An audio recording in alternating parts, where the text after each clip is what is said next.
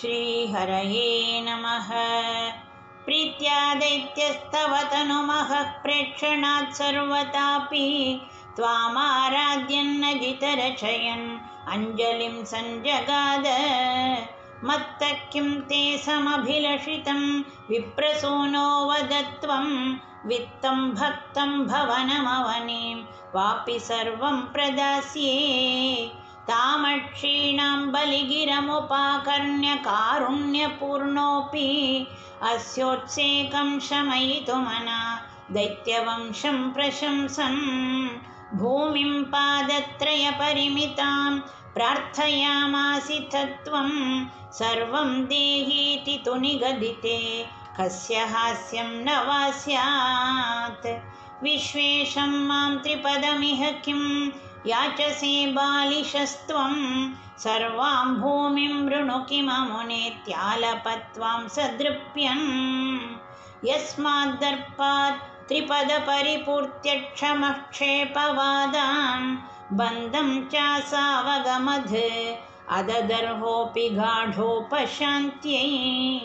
पादत्रय्याय दिनमुदितो विष्टपैर्नापि तुष्येध इत्युक्तेऽस्मिन् वरद भवते दातु कामे तथोऽयं। दैत्याचार्यस्तव खलु परीक्षार्थिनः प्रेरणार्थं मामादेयं हरिरयमिति व्यक्तमेवा बभाषे। याचत्येवं यदि स भगवान् पूर्णकामोऽस्मि सोऽहं दास्याम्येव स्थिरमिति वदन् काव्यशप्तोऽपि दैत्यः।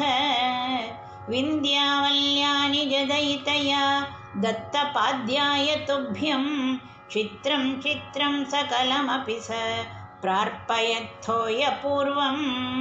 निस्सन्देहं दितिकुलपतौ त्वय्यशेषार्पणं तत् व्यातन्वाने मुमुचुरुषयः श्यामराः पुष्पवर्षं। दिव्यं रूपं तव च तदिदं पश्यतां विश्वभाजाम् उच्चैरुच्चैरवृदधवधीकृत्य विश्वाण्डभाण्डम्। त्वत्पादाग्रं निजपदगतं पुण्डरीकोद्भवोऽसौ कुण्डितो यैरचिचद पुनाद् यज्जलं विश्वलोकान्। हर्षोत्कर्षात् सुबहुननृते केचरैरुत्सवेऽस्मिन् भेरीं निघ्नन् भुवनमचर जाम्बवान् भक्तिशाली। तावद्दैत्यास्त्वनुमतिमृते भर्तुरारब्धयुद्धा देवोपेतैर्भवदनुचरैः सङ्गता भङ्गमापन्। कालात्मायं वसति पुरतो यद्वशात् प्राग्जिता स्मः किं वो युद्धैरिति बलिगिरा तेऽथ पातालमापुः।